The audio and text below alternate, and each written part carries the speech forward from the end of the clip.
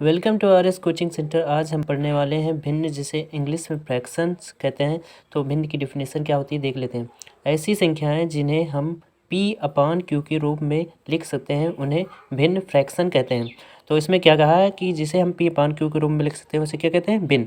तो जैसे कि हम देख सकते हैं एक एक केक है, समझ लेते हैं अंकित का बर्थडे है और उसने एक केक मंगाया। उसके घर पर 8 लोग रहते हैं।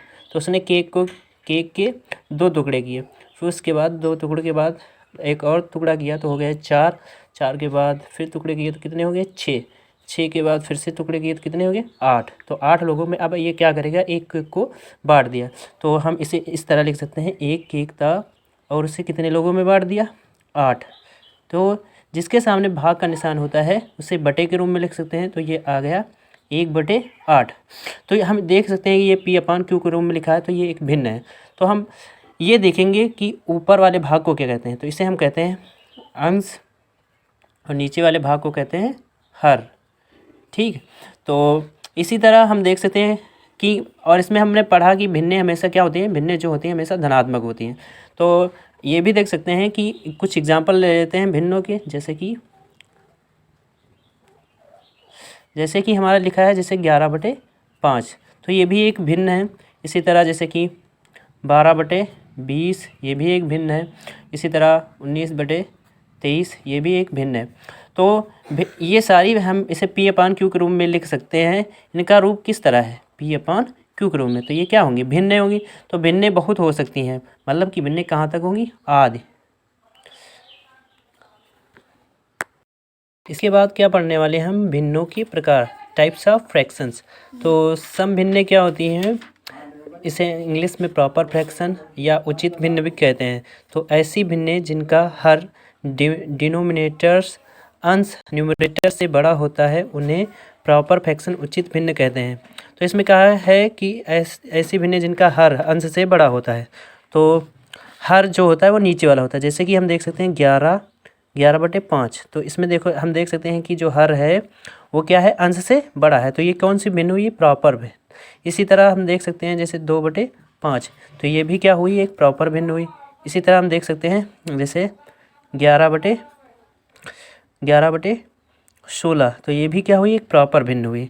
इसी तरह जैसे कि 23/30 लिखा है तो भी ये क्या है, प्रॉपर। इसी तरह बहुत सी भिन्नें हो सकती हैं, मतलब कि आदि।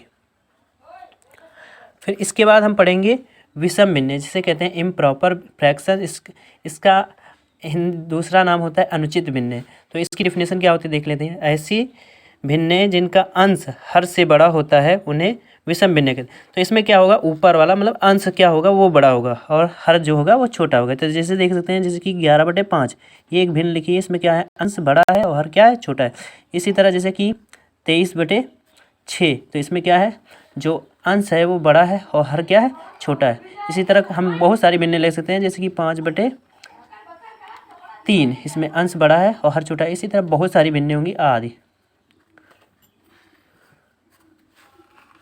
अब नंबर 3 मिश्र, आप कौन सी भिन्न पढ़ेंगे, मिश्र भिन्न, जिसे इंग्लिश में मिक्स्ड फ्रैक्शन कहते हैं।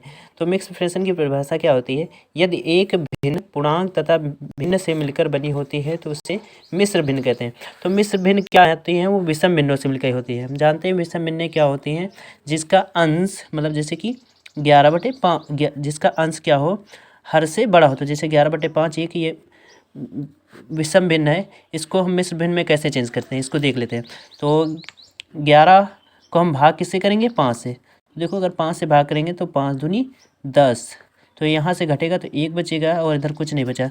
तो इसमें एक संबंध होता है कि जो भाज्य होता है, ये जो बीच वाला, ये कैसे प्राप्त होता है। इसको अगर हम 5 को 2 से गुणा कर देते हैं, मतलब भाजक और भागफल का गुणा करा दें और शेषफल का जोड़ दें, तो ये वाली चीज़ क्या हो जाती है, प्राप्त हो जाती है। तो हम इसको इस तरह लिख सकते हैं, जिससे भाग देते हैं, मतलब भाजक को हम क्या करते हैं, नीचे लिखते हैं, और जो हमारा शेषफल आता है उसको क्या करते हैं, शेषफल को हमेशा हम ऊपर लिखते हैं, और जो हमारा भागफल आता है उसे क्या लिखते हैं, सामने। तो ये जो भिन्न बन गई है, ये क्या हो गई है, मिश्र भिन्न। तो इसे ही मिश्र भिन्न कहते हैं। तो हम किसी भी विषम भिन्न को हम मिश्र भिन्न में चेंज कर सकते हैं। जैसे कि लिखा हो 23/5 6। तो इसे भी हम मिश्र भिन्न में चेंज कर सकते हैं। तो हम 23 को भाग किससे करेंगे? 23 जो होता है वो हमारा होता है भाज्य, और जो नीचे वाला होता है नीचे उसे हम कहते हैं भाजक। तो इसे हम भाग करके देखेंगे, ठीक है। तो 23 को हम भाग करेंगे 6 से, तो हम 6 का पहाड़ पढ़ेंगे, 23 से ज़्यादा ना हो। तो 6 18, 6 कितना हो जाएगा 18। इसके बाद घटाएंगे, 13 में से 8 गया, कितना बचा 5, इधर कुछ नहीं बचा। तो हम जानते हैं कि ये क्या है, ये हमारा भाज्य है और ये हमारा भागफल है और ये हमारा होता है भाजक और ये हमारा हुआ शेष फल। तो मिश्र भिन्न बनाने के लिए हम क्या करते हैं? तो मिश्र भिन्न बनाने के लिए तो हम इसमें लिखते हैं जिससे भाग दिए उसे हम कहाँ लिखते हैं? नीचे, मतलब भाजक को नीचे, और जो शेष फल आता है उसे ऊपर लिखते हैं, और जो भागफल आता है उसे सामने लिखते हैं। तो ये क्या हुई? एक मिश्र भिन्न है। कौन सी भिन्न है? मिश्र भिन्न। और ये है विषम भिन्न। तो विषम भिन्नों से ही क्या बनती हैं? मिश्र भिन्न। तो आपने देखा इसी तरह आप कई सारे विषम भिन्नों को मिश्र भिन्न में बदल सकते हैं। इसके लिए मैं कुछ भिन्ने दे रहा हूँ जो आप लोग उसको बदल सकते हैं। जैसे कि 25/6 है, इसे आप लोग बदल लेना। और जैसे लिखा है 8/3 और ये 9/5, ये भिन्ने में दे रहा हूँ, आप लोग इसे बदल लेना। तो आज हमने क्या क्या पढ़ा है? आज हम लोगों ने भिन्न पढ़ा है। तो भिन्न पढ़ने के बाद उसके टाइप्स पढ़े, 3 टाइप्स पढ़े हैं, सम भिन्न, विषम भिन्न और मिश्र भिन्न। तो इसके बाद मैं भिन्नों पर आधारित संक्रियाएं लाऊंगा।